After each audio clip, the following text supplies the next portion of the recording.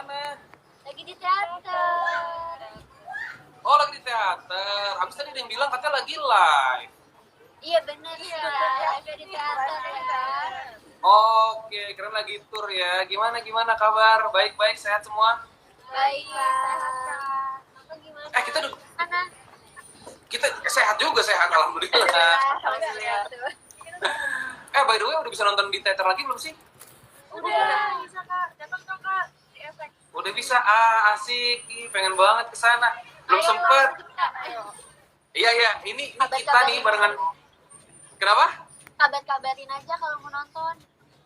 Pasti. Ini kita barengan sama hampir 800 orang di sana. Wah, komen saya nggak kelihatan. By the way, yang mau nanya-nanya sama JKT48 juga boleh ya. Nanti kita bakalan kasih hadiah. Kita kasih hadiah buat 10 penanya terbaik. Wow, seru banget. Aku boleh Asik. nggak Kak? Biar dapat hadiah. Kamu nggak boleh dong. Kamu kan artisnya. Mau. Kita yang nanya kita yang jawab ya. Mandiri. Oke, kita langsung atau nunggu lagi Manida dulu? Kita ngobrol dulu atau gimana? Langsung aja ya ngobrol ya. By the way, mau nanya dong, pertama kali nih waktu ditawarin sama si Berkreasi untuk ada di project ini, di lagu ini, kalian kenapa waktu itu mempertimbangkan untuk oke kita ambil projectnya? Coba. Udah aku udah mantap banget. Mantap. Kita kan ini kan, kita kan lebih banyak memakai platform digital juga kan. Jadi kita merasa ini tuh momen yang wah udah datang kan. Kanino. Ya, jadi aku Nino! itu momen yang tepat ya untuk tentang dia. Iya, udah kamera kan cocok. Karena kita Halo. Hai Kak Ilma. Hai Kak. Hai Kak. Halo Nino, halo Ale Hilman. Halo. Halo, oke. Nanti kita ngobrol-ngobrol, tapi kalian lagi berdua ya? Habis dari mana tuh? Kita habis ini ada rekaman sekarang lagi mau di tempat manggung, balik mau manggung. Woi asik. Tapi kita minta waktunya sebentar ya. Ayo aman dong. Oke. JKT jawab dulu dong tadi waktu ditawarin bikin lagu ini kenapa langsung oke kita ikutan gitu. Yang tadi sih karena kita kan sering banget menggunakan sosial media gitu dan ini kan udah cocok banget ya sama kegiatan yang kita alami belakangan ini. Yang kita alami juga. Jadi kita tuh melihat arti lagunya tuh bagus banget gitu sama keadaan sekarang kan emang sosial media banyak banget digunakan sama banyak orang kan. Dan emang sebagai orang-orang yang sering menggunakan sosial media tuh emang harus bijak untuk bermain di sosial media karena kan banyak orang ya yang di sosial media jadi kita nggak boleh asal nggak boleh asal karena hati bicara. kita ngerasa juga kita tuh melalui sosial media jadi lebih dekat sama followers kita sama fans juga sama audiens juga jadi kita merasa lagu ini mungkin kita bisa sedikit membantu untuk mengingatkan mereka bahkan mengingatkan. Iya sih, bener banget sih ya. Sekarang tuh orang di digital ngomongnya sembarangan banget. Bener gak ada hati-hatinya. Aduh, kalau Lale sama Ilman gimana? Menurut lo nih yang paling sekarang yang paling urgent di digital tuh apa sih? Ya, itu yang makanya kita sampaikan lewat lagu ini. Kayak ya mungkin harus lebih hati-hati, harus punya empati juga sama orang gitu kan. Banyak kan sekarang yang asal-asal ngomong aja padahal belum tentu itu faktanya benar atau enggak gitu kan. Benar. Jadi makanya kita sampaikan kayak mulutmu tuh harimau, sebenarnya di lagu ini ada lirik seperti itu kan. Benar. Mulutmu harimau. Kalau dulu kan mulutmu harimau, sekarang kan jempolmu harimaumu bayam. Nah, nah ini dia harimaunya. Waktu video Halo, Nino, lagi di mana, No? Lagi di kantor, No ya? Jadi gini, barusan Lale sama Ilman juga di sini, kita lagi rekaman lagunya Afgan yang baru. Tapi Lale sama Ilman harus cabut duluan. Gitu. Hai, JKT, Ashel, Jessie, Kani. Hai. Halo. No, kita lagi ngomongin soal ini nih. Kita lagi ngomongin soal tadi yang lagi urgent banget di sosial media kan sekarang. Orang-orang tuh sekarang kalau ngomong tuh kagak dipikir dulu. Nah, pasti lu kan yang nulis liriknya kan. Lu terinspirasi dari mana aja sih dari lirik-liriknya? Enggak, sebenarnya sih inspirasi awalnya dulu kan orang tua kita pasti pernah bilang mulutmu harimaumu. Nah, tapi berhubung sekarang teknologi makin canggih, komunikasi kan nggak cuma pakai mulut aja gitu, tapi pakai jari juga. Jadi di bagian pre-chorus itu emang ada bibir dan jemari jadi harimaumu saat kau beraksi, janganlah. Jadi jangan mangsa orang, lo harus pakai bibir dan jemari lo tuh untuk hal-hal yang positif, hal-hal yang baik. Kalau mau ngomong tuh dipikirin dulu, karena terkadang juga kita kalau ngomong sesuatu, mungkin niat hati kita nggak pengen ngelukain orang lain, tapi ada juga hati yang bisa terluka gara-gara omongan kita. Jadi think before you speak. Itu tuh, gue nonton video klipnya kan, dan gitu gue dengerin liriknya. Ada yang menarik adalah gini nih, yang ada kata-kata hati-hati sebelum bicara, karena pokoknya hati sebelum bicara, hati-hati ada hati yang tersakiti kan, yang terluka. Orang zaman sekarang tuh masalahnya gini, mereka nge-tweet macem-macem, mereka komen macem-macem. Kalau kita marah, mereka bakalan ala baper lu pernah juga nggak? Iya. Maaf, jarang ya biasanya. Padahal cuma bercanda. Dari teman-teman JKT dulu pernah nggak sih kalian digituin sama orang atau pernah tersinggung dari sosial media nggak sih? Masih ya, pasti ada sih Kak. Hubungannya pasti malah makin jadi gimana gitu ya. Jadi kita lebih ke aku sih. Oh, dihapus aja. Gak tahu, dihapus aja. Pinter juga ya. Jadi nggak usah dipikirin ya. Tapi kan itu kalau cewek ya, ini buat Lale Ilmanindo kan lu walaupun laki-laki tampan bertiga ya, bener-bener sosok yang sangat positif dan hampir tanpa hater sama sekali ya. Lu pernah juga nggak sih kayak orang ngeselin gitu komennya di sosmed? Kalau lucu tuh. Ini ngeselin komen.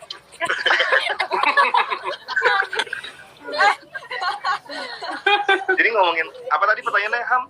Pernah ngelihat komen ngeselin di sosmed? Lu iya komen-komen ngeselin. Padahal kan lu cowok nih bertiga. Kalau cewek kan wajar ya kayak dia gitu. Enggak, gua ada cerita satu tentang komentar di Apa sosmed. tuh? Jadi waktu itu Lale Ilmanino lagi bikinin lagu buat JKT yang Rhapsody. Oke. Ya kan. Nino, lu ngapain sih Nino? Nakut-nakutin. Jadi waktu itu kita lagi bikinin lagu itu, lagi proses pembuatan lagunya. Terus kita kan udah mulai nge-blast di sosial media gitu kan, kayak kita lagi kerja bareng sama JKT nih. Terus tiba-tiba komentar mulai berdatangan nih, tiba-tiba, "Bang, awas ya kalau lagunya nggak enak." Wah, kayak gitu model-model komentarnya. Terus kita nanggepinnya justru kayak oh ya udah berarti kita emang harus bikin yang bagus gitu kan buat JKT. Dan alhamdulillahnya Rhapsody bagus ya. Iya. Asik. Gue nih sebenarnya tadi pengen iseng doang, tapi nggak bisa gue matiin lagi filternya, maaf ya. Lagi ya. Bagus kok. Wah, no, itu lu kelihatan gede banget, bibir. Nggak tahu nih, Ham. Nggak bisa gue geser. Oke, tapi Bisa. nggak apa-apa. Bagus. Tapi ketika bikin Rhapsody kan tadi banyak orang yang bilang, Riwus sendiri. Lagi makan ya. no, muka lu penyok. Bagus. Bisa. Nah, welcome Oke. Oke. Tadi kan ketika bikin Rhapsody kan dibilang pada wah harus bagus gitu kan. Tapi pas hasilnya jadi ada yang ini juga nggak ada yang komen gini doang nih apa nih gitu. Nggak ada. Alhamdulillah nggak ada ya. Asik, keren. Puaskan kok Kak. Sebenarnya gini sih, Ham. Kita kan pasti kan selalu punya sesuatu untuk disampaikan. Tapi ada bahan untuk menyampaikan maksud yang pengen kita sampaikan gitu. Kayak contohnya nih, kalau Lale itu paling ketemu sama komen-komen yang kayak tadi yang Lale ceritain. Misalnya, mereka nggak puas sama karyanya, mereka langsung bilang, apaan yang lagunya nggak enak, apa nih lagunya kayak bikin anak PK gitu. Coba lo bayangin kalau lo lagi di tongkrongan, ketemu sama temen lo yang emang suka bikin lagu, apakah lo langsung datang kayak, lagu lo nggak enak banget kayak bikin anak PK? Kan enggak. gitu. Jadi kayak lo bisa ngomong kayak guys, gue udah bener banget nih guys, tapi mungkin kayaknya nggak begitu sesuai nih sama apa yang gue suka. Tapi nggak tahu juga deh, coba deh lo dengerin lagi, siapa tahu bisa jadi masukan untuk membangun gitu kan. Maksudnya banyak cara untuk ngasih tahu. Kita pengen di lagu ini ngajak teman-teman semuanya tuh lebih bisa makin cakap untuk berliterasi digital aja gitu, bahwa lo kalau pengen nyampein sesuatu tuh selalu ada cara yang baik kok. Nah, itu dia masalahnya adalah ya sekarang karakter Gen Z tuh mereka terlalu frontal dan to the point gitu. Dan gue yakin lagu ini juga dibikin buat mereka juga kan, buat para Gen Z itu kan. Menurut lo nih, yang harus banget diperbaiki sama Gen Z untuk beretika di internet apa aja sih? Mungkin kalau menurut gue cara yang paling simpel adalah bayangin aja apa yang pengen lo sampaikan tuh kalau datangnya dari orang lain ke lo, kira-kira lo bakal sakitnya hati. Gitu. Kalau misalnya emang ternyata pas lo bayangin itu bikin sakit hati, ya lo jangan layangkan itu untuk menyakiti hati orang lain. Bener sih. Kalau lo nggak mau dicubit, jangan nyubit lah gitu ya gampangnya ya. Kalau dari JKT gimana? Ada nggak tips nih buat adik-adik gitu? Kita masih ada adik. Kita masih ada Iya, adik. kita masih Gen Z. Iya sama harus. Ini Shani kali ya, yang mewakilkan dia. Buat kita juga gitu. Sebenarnya sama sih, cuman sebenarnya kan kita juga nggak bisa membatasi orang untuk beropini ya di sosial media gitu. Tapi alangkah baiknya kalau kita harus bisa aja sih sebelum mengungkapin apa yang kita pengen ungkapin gitu. Dan aku bersyukurnya sih kalau anak-anak sedikit ini, adik-adik ini ya mereka udah cukup kita sih kalau di sosial media gitu kan. Jadi iya, kalau untuk jaketnya sendiri sih aku ngerasa mereka udah aman. Cuman kalau orang duluan ya mungkin ada beberapa hal yang itu kadang nggak nyaman ya kan. Oke. Ya sebenarnya karena kadang kita yang basic kan oh kayak dia. Oke. Iya sih. Tapi pas kalian berdua ini kan kolaborasi antara banyak orang nih ya. Pas bikin lagu, pas bikin lirik, pas bikin musik, pas bikin video klip, ada nggak sih hal-hal yang menarik yang tidak kelihatan di luar? Yang nggak kelihatan di luar apa ya? Kayak nggak ada deh. Masa sih? Apa yang oke lah, misalnya gini, misalnya JKT nih kolaborasi sama Lale Ilmanino, serunya di mana sih? Proses videonya itu Kenapa? iya. Atau nggak pas lagi recording?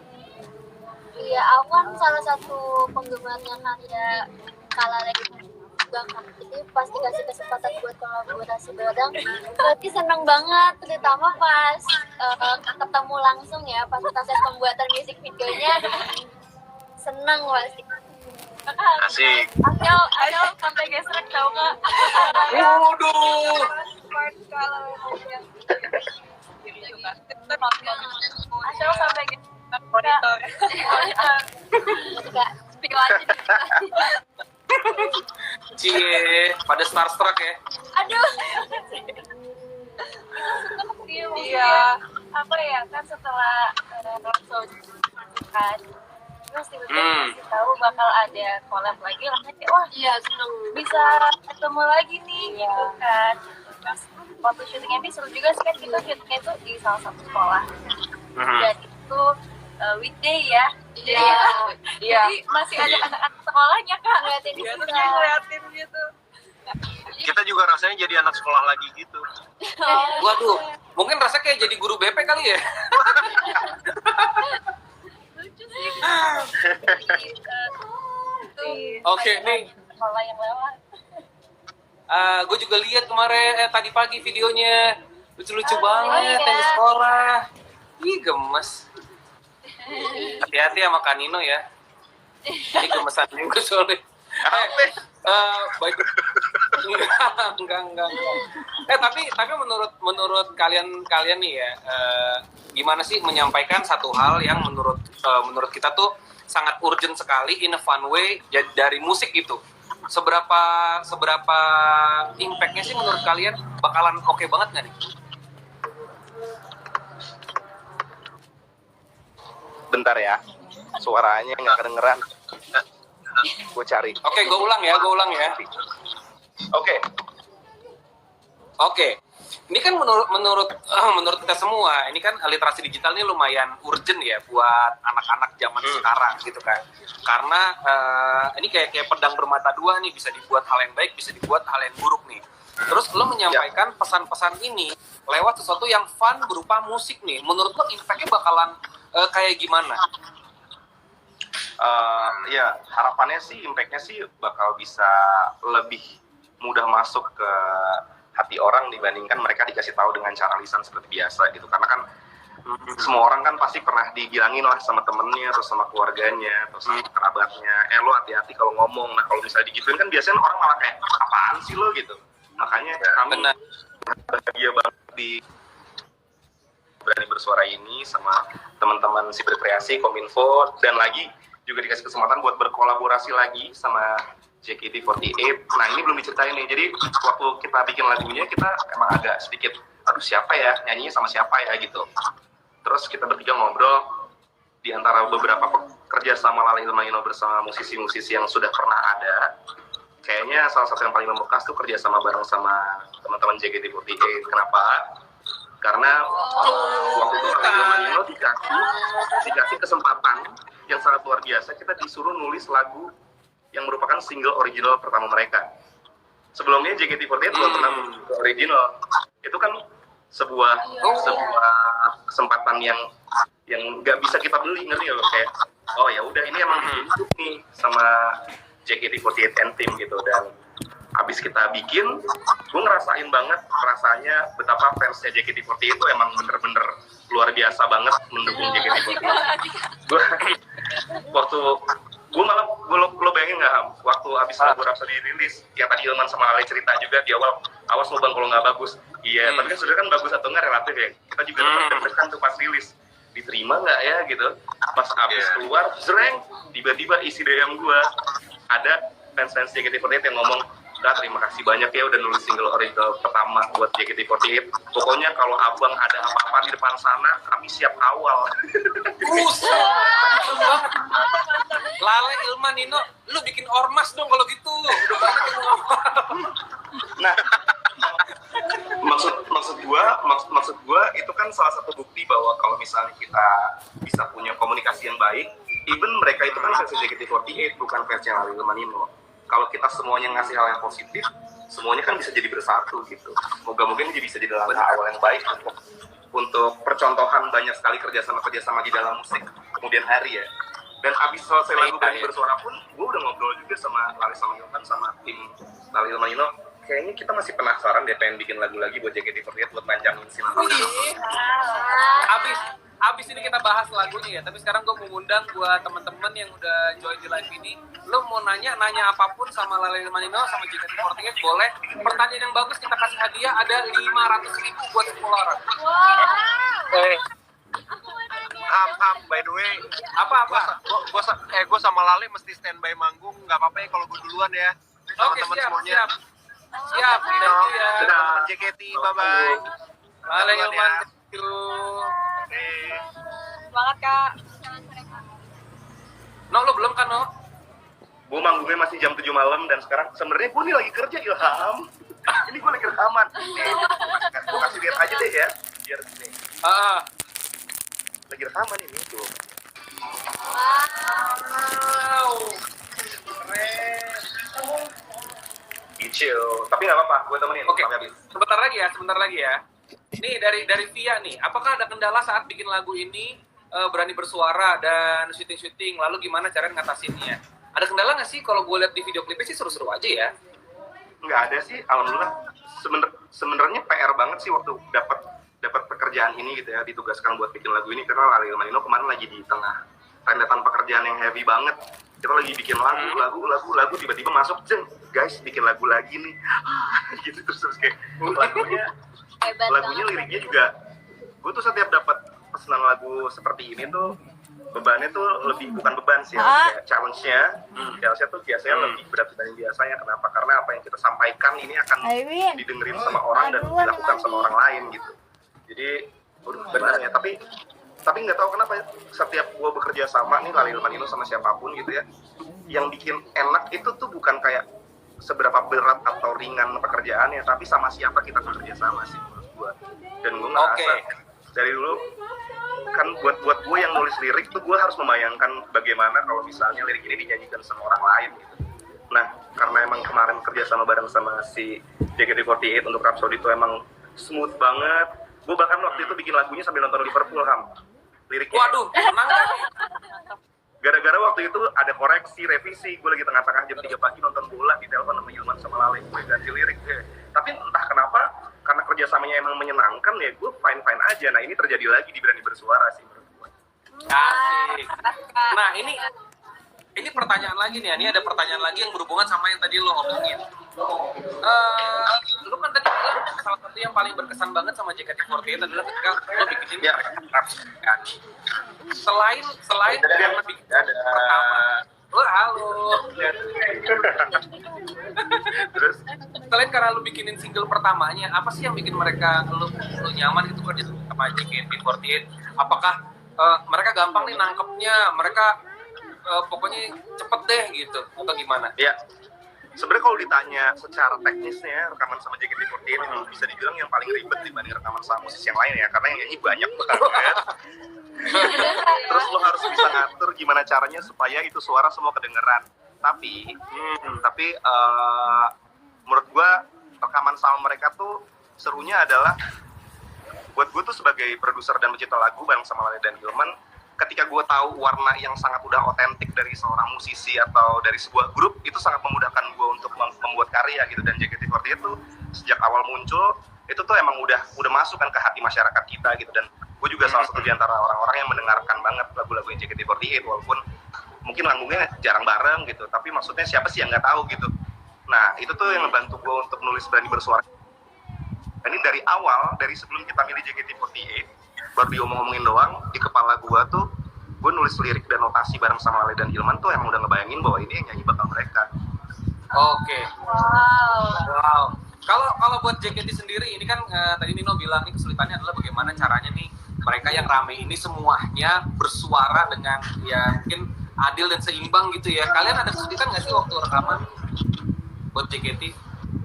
Kita tuh emang kalau selama rekaman itu yang biasanya sistem rekaman beda kan para musisi lain gitu. Kita memang sekali rekaman bisa langsung 4 orang, 5 orang gitu kan. Kesulitannya, tantangannya waktu itu gimana caranya biar apa ya, kita nyamain menyesuaikan vibes-nya gitu, samain vibes-nya sama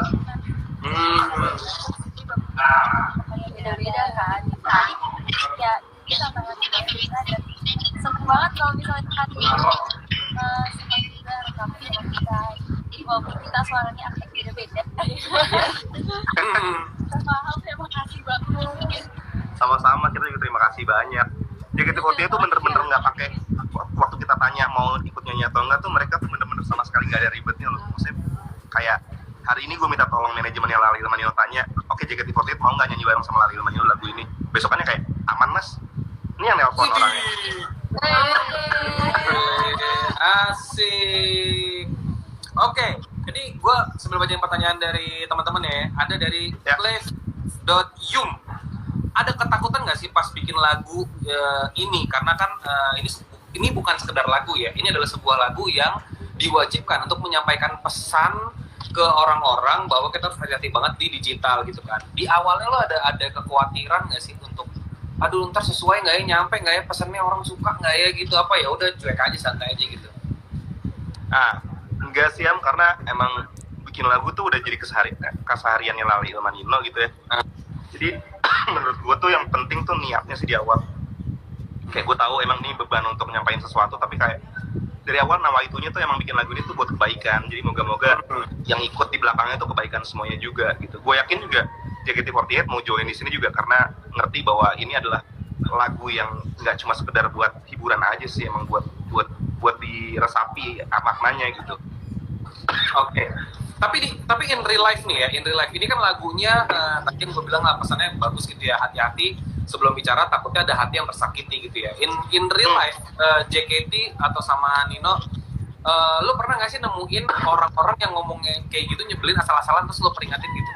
Apa gimana? Apa lu cuek aja kayak ya udah gue ngomong aja bodo amat atau lu diem aja? Kalau gue sih lebih ke bodo amat nih biasanya ya Hamid. Cuma di lagu ini tuh jangan, moga-moga teman-teman yang lagi menyaksikan live ini juga nggak salah tangkap ya, bukannya kita ngajak teman-teman buat nggak boleh berani bersuara sih, justru emang kita ngajakin teman-teman berani bersuara, tapi ingat yang namanya berani berpendapat, berani bersuara itu bukan berarti asal bicaranya gitu. Lebih ke situ aja sih. Orang kadang-kadang yang penting sekarang vokal ya, yang dia ngomongin apa tahu dan vokal aja gitu. Aduh, iya, kan orang kan pada bilang kalau misalnya orang ngomong asal terus habis itu ternyata ada satu pihak yang ngerasa itu ofensif, pasti mereka bakal, lu jangan ngomong kayak gini dong, terus di counter lagi sama orang tersebut loh. Kan ini kan zamannya kebebasan berpendapat. Nah, benar.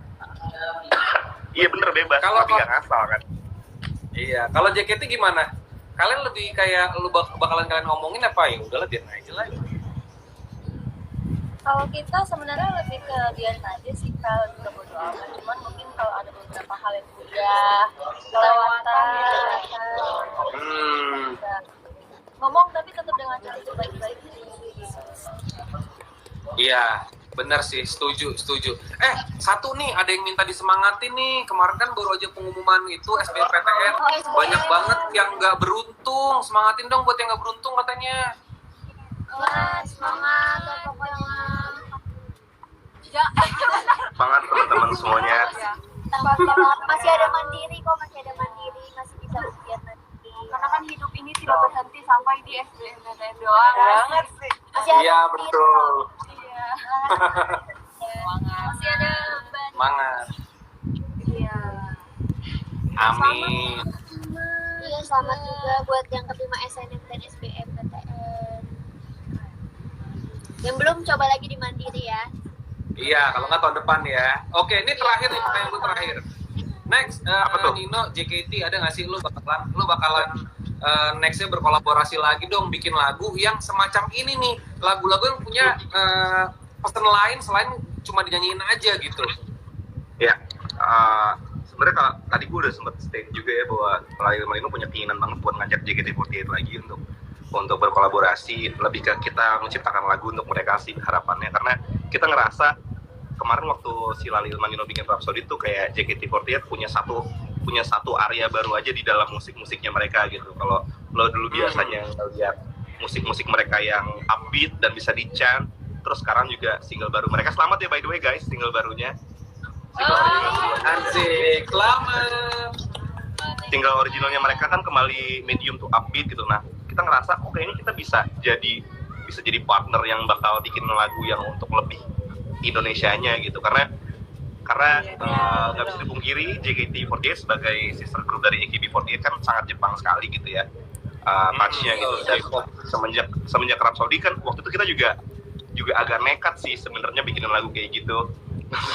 Kalau gue beranggapan ini pendapat pribadi gue aja ya, menurut gue lagunya JKT48 itu harus ada yang mewakili musiknya Indonesia juga gitu, dan gue merasa Rhapsody itu sangat JKT48 yang sangat Indonesia sekali. Jadi harapannya entah untuk tujuan seperti ini lagi, seperti berani bersuara, atau bikin lagu untuk lagu pop untuk dinikmati sama orang-orang, kita sih berharap di depan nanti akan ada kesempatan lagi untuk bekerja sama. Asik. Amin. Kalau dari JKT kasih dong pesan buat teman-teman yang lagi nonton nih ya, terutama Gen Z, generasi yang muda banget, buat bagaimana cara bersikap di digital.